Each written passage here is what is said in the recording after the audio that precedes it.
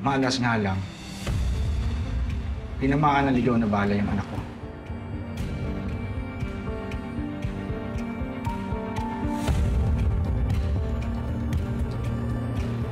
Nahuli naman yung nagpakutok. Ang sabi ko sa prosecutor ko, this is it. Ito na yung chance na mapakulong natin si Judge Balmores. Pero dahil hawak ka ng amang yung justice system sa Rosario, napalabas ng defense na walang koneksyon ang gunman, ay binito whatsoever. And despite this, wala kayong narinig sa balita, di ba? Dahil hawak rin niya yung media. Akala ko pa naman, may maganda kayong plano para tuluyang mapabagsak si Benito.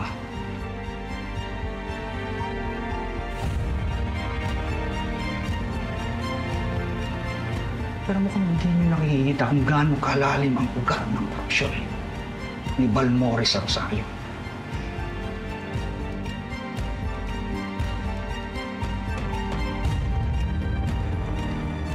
I'm sorry po kung ganito lang din.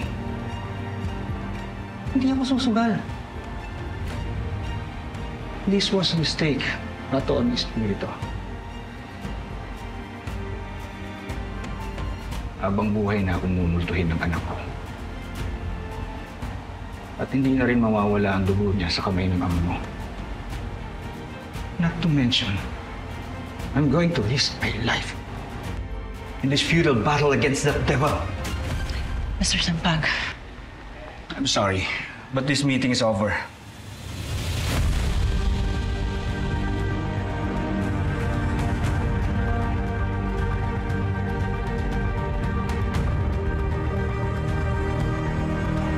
Jay Caparas, lumahod ka sa lupa.